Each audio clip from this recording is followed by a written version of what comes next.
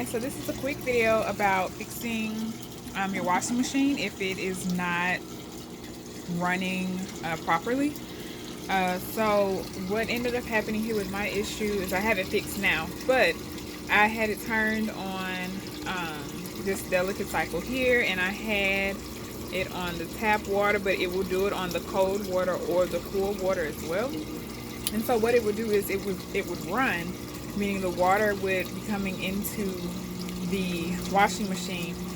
But there's a setting with the Amana high efficiency washing machines where if the water is continuously running for 10 minutes or at 10 minutes, it will then stop running, and the light here will start to flash at wash. And so that means that um, the washing cycle was not able to complete.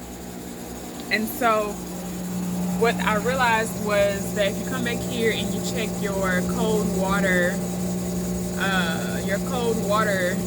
inlet here, it's probably full of rocks and calcium deposits. And so what you need is this tool here, and you just go in.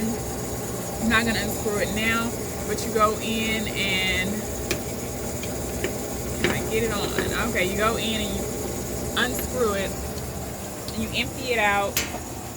Make sure that you have some type of towel behind at the bottom of the washing machine, because any residual water that's in the hose will fall out.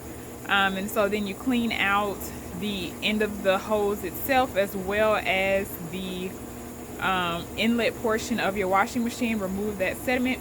I do live in a hard water area, and so that's where that sediment buildup was coming from.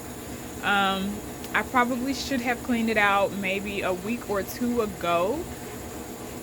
And the time before, the last time that I had cleaned this was about a year ago. So I would probably suggest checking predominantly the cold water, but sometimes it can occur in the hot water, about every 10 months. And just making sure that there's no blockage between the inlet into the washing machine and your hose.